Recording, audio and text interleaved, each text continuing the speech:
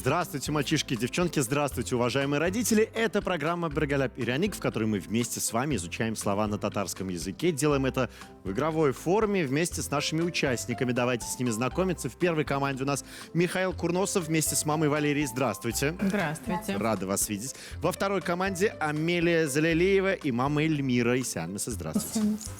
Привет, Амелия. Привет. Как дела? Нормально. Нормально? Все, отлично.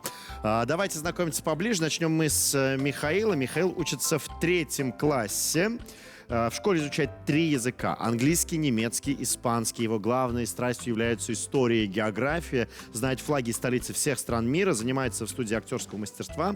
И занимается конферансом. Является победителем многочисленных фестивалей и конкурсов. Миша находит время на спорт. Занимается дзюдо, имеет желтый пояс. В свои 9 лет успел побывать ведущим различных мероприятий, даже сняться в рекламе. А в будущем хочет стать юристом. Вот так вот тоже бывает. В свободное время Миша с семьей часто посещает музеи, театры и любит путешествовать. Почему юрист, Миша? Я в свою маму привык. То есть мама юрист, да? Да. Поэтому, почему не ведущим, например, не телеведущим? не Я артистом? подумал так, что детство я проведу в качестве артиста в культурных мероприятиях, а уже взрослую жизнь уже юрист. Здорово. Ну, слушай, я сказал, что ты знаешь все страны и все столицы. Ну да. Можно я тебя проверю сейчас? Давайте попробуем. Хорошо. Столица Франции. Париж. Столица Швейцарии. Берн. Столица России. Москва. Столица Португалии. Лиссабон. Столица Сан-Марино. Сан-Марино. Слушайте, все, тут что бы я ни сказал, все правильно. Молодец, Миша, слушай, круто. Расскажи, пожалуйста, как строится твой график, как ты вот успеваешь совмещать и науку, и творчество, и юриспруденцию? Ну, в свободное время я занимаюсь юриспруденцией и повторяю все культурные мероприятия. Ну, занимаюсь гитарой, конферансом. А вот на все рекламы, на все вот эти уже сами мероприятия я нахожу время во время школы. Вот так вот. То есть в школе мы не учимся, я так понимаю, да? Это да. Ну, я тоже таким же был, я тоже с детства на сцене и тоже честно пропускал школу. Но, тем не менее, дома старался заполнять все пропуски, делал все У домашние меня задания. самоучение. Вот как. Вот так, видите, тоже бывает. Валерия, почему именно вот в творчество повело? На самом деле это вышло случайно. Мы, когда Миша был в детском саду, случайно оказались на одном из достаточно известных конкурсов в Татарстане с воспитательницей садика Гулия Сахабовна, если нас видит, ей привет. Вот. Нас там за кулисами приметил нас уже педагог по актерскому мастерству, пригласила на пробное занятие, через полгода мы там оказались, и вот как-то оно пошло. Само. Да, само. А изначально мы думали, что Миша у нас спортсмен, записались на ближайшую секцию около дома дзюдо. Вот, а оказалось, что еще и актер. Но если вдруг фанаты начнут нападать, ты знаешь, что действовать. Да. Знаешь, где применять. Круто, классно, что у нас такие артистичные гости тоже бывают. Давайте с Амелией тоже познакомимся. Амелия очень общительный и открытый ребенок, потому что у нее много друзей. Она учится во 2 классе, ей очень нравится ходить в школу, потому что там интересные уроки и добрые учителя, говорит она. Помимо обычной школы, Амелия с удовольствием посещает занятия в школе искусств, где учится играть на фортепиано, занимается хореографией и изучает театральное мастерство. Амелия учит наизусть разные стихи, рассказывает их перед семьей и друзьями. По натуре она большая мечтательница, а ее большое увлечение – это подарки. Давайте узнаем, что Амелия любит дарить. Или получать подарки ты любишь? То и другое. И то, и другое. А что обычно даришь своим друзьям, семье своей? Рисую. Поделки. Иногда вкусняшки дарю. Слушай, ну здорово. Ты занимаешься хореографией, да? Изучаешь театральное мастерство, учишься играть на фортепиано, читаешь стихи. А кем мечтаешь стать? Актрисой. Актрисой. А будешь играть в театре или в кино? В театре. В театре. Здорово. Хорошая профессия. Эльмира, почему актриса? Она общительная, она везде может себя проявить, так скажем, да. Ну, я думаю, что дома без домашних концертов тоже не обходится. Не обходится. Это, мне кажется, у всех творческих детей. домашние концерты — это повод себя показать, называется. Чем занимаетесь вместе с семьей? Как проводите семейное время? Ну, в свободное время мы гуляем. Амелия очень любит помогать мне, но она старается помогать, по крайней мере. Любим строить планы на будущее, мечтать. Ну, да, естественно, куда бы. Амелия, как маме помогаешь? Что делаете вместе? Убираю дома. Так, вот что входит в свои обязанности по уборке дома? Не знаю, там пыль протереть, пропылесосить. Пылесосить. Пылесосить. И как, Эльмира, пылесосит ваша дочь? Нормально. Нормально, пойдет. Ой, меня мама ругала. Я отвечал дома за мытье полов. Меня мама ругала, что я плинтус никогда не протираю. Понимаете, вот до сих пор в голове осталось. Сколько лет прошло. Так, друзья мои, у нас школьники в нашей студии. Вот как раз давайте о школьных принадлежностях сегодня поговорим. Вы их все прекрасно знаете. Ну и заодно вспомним, как они звучат на татарском языке. Жауаптап. Найди ответ. Так называется наш первый тур. И, исходя из его названия, мы будем находить ответы. Ну, я думаю, что правильные. Наши ребята будут объяснять вам различные школьные принадлежности, которые вам известны. Ваша задача их угадать. Все очень просто. С кого начнем? Давайте с нас. Миша, готов? Все, внимание Всегда на экран. готов. Всегда. Как Гагарин и Титов. Молодец. Первый вопрос для тебя. Смотрим на экран. Это нам нужно, чтобы делать подделки. Чтобы закрепить две бумажки, мы используем это. Если использовать это, фигурка не упадет с бумажки. Это жидкость. Такой может быть твердый. Обычно он бывает белого цвета, а бывают еще такие карандаши. Так, интересно, что это? Для подделок используют. Скрепки. Не совсем. Или клей. Клей.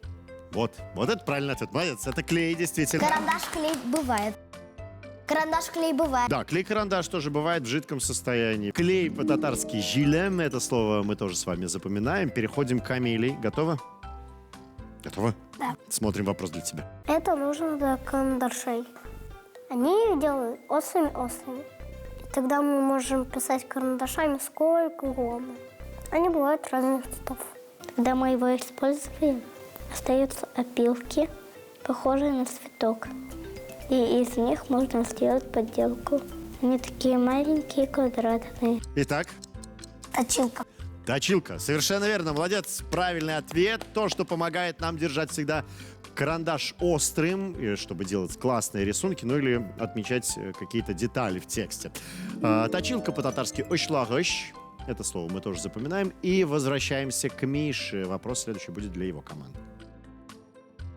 Это нам тоже нужно для подделок. Ими мы держим бумаги. Они бывают детские и взрослых. У детских закругленные кончики, чтобы дети не поранились. А еще они бывают большими, маленькими и даже маникюрными.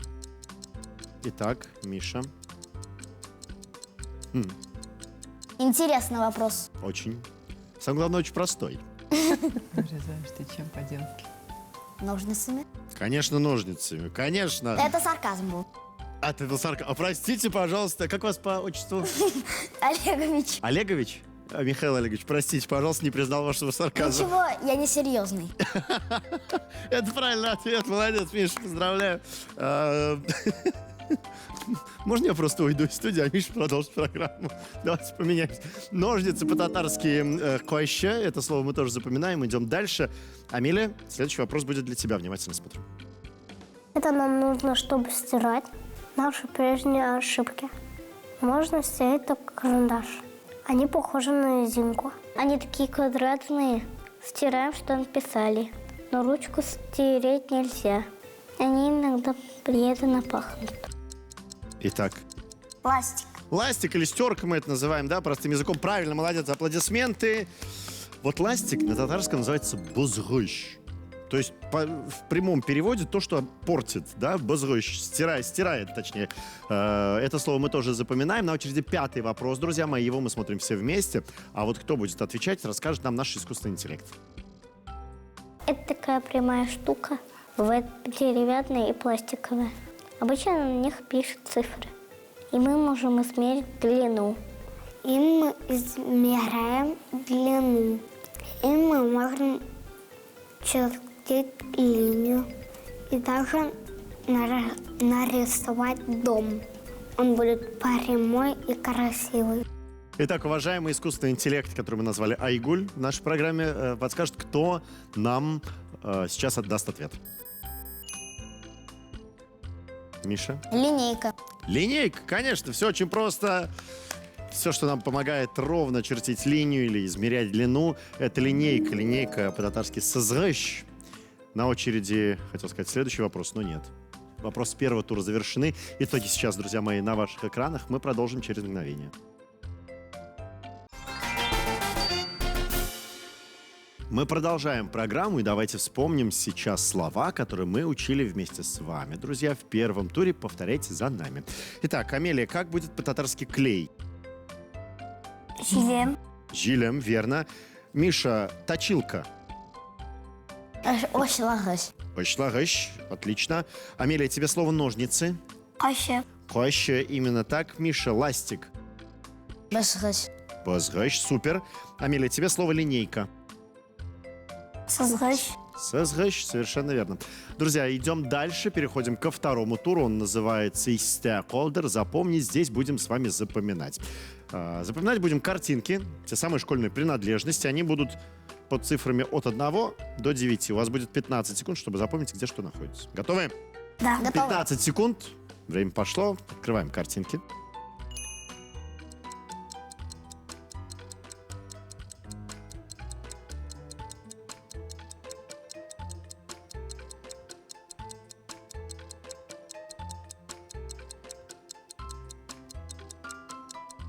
Так, время вышло. Давайте отвечать на вопрос. Амелия, начнем с тебя. Раз, два. Подожди.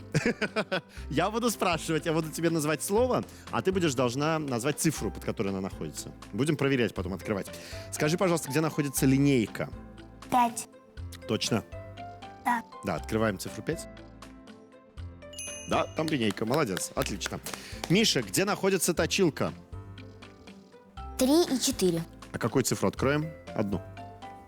Давайте 3. Или 4? Давайте 3. Или 4? Давайте 4. Или 3? Давайте обе. Нет, только одну мы можем открыть. Ну, 3 тогда выбирайте. Давайте 3. Давайте Счастливое 3. число. Хорошо. Счастливое число? Сейчас спросим. Давайте посмотрим сначала. Да, верно. Почему счастливое число 3 для тебя? Потому что я так выдумал. Ты так выдумал. Хорошо, вот у меня число 7, например, любимое, потому что оно счастливое. Для меня лично. Амелия, где находится клей? Первое. Первое. Мама согласна? Да-да. Да. Ладно, все. Счастливое число. А, для тебя тоже счастливое число? Тоже придумала? Да? Вот, мы уже открыли, это правильный ответ. Молодец. Миша, нужно найти сейчас ластик. Ну, стерку. 9. 9. Хорошо, давайте откроем цифру 9. Да? 9, 9 у тебя счастливое число? Да, потому что мне 9 лет. А, потому что тебе 9 лет. Вот видите, как все сходится. Давайте спросим у искусственного интеллекта, кто будет отвечать на следующий вопрос. Амелия, тебя выбрал компьютер. Скажи, пожалуйста, где находятся ножницы? Ножницы. Да.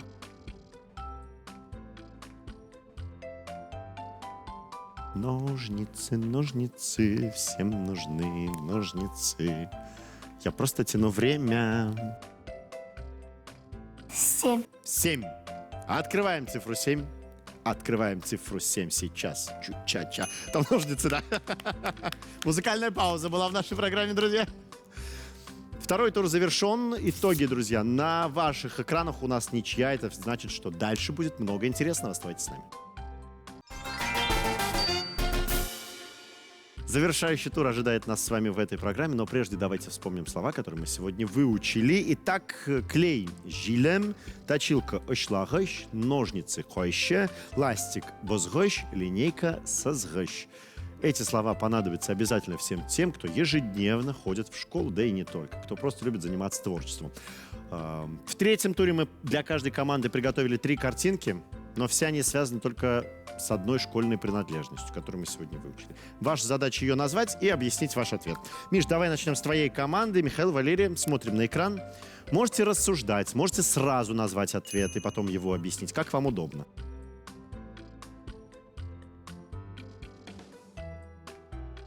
Так, что это может быть? Бумага, камень. Как это называется? Камень, ножницы, бумага. Ну, значит, это слово, Игра? Ножницы. конечно, ножницы. Ножницами мы режем бумагу, держим в руках, и игра камень, ножницы, бумага. Конечно, правильный ответ, молодцы. Я его принимаю, засчитываю. Итак, Амелия, Эльмира, готовы? Давайте посмотрим на экран. Что у нас здесь? Ну, тут прям подсказка в лоб есть даже. Стерка. Стерка. Почему стерка? Ну, потому что карандаш. Угу. Карандаш пишешь.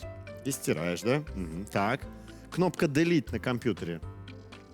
За что она отвечает, помнишь? Стираешь. Она убирает, удаляет буквы, да? И что там внизу? Резинки.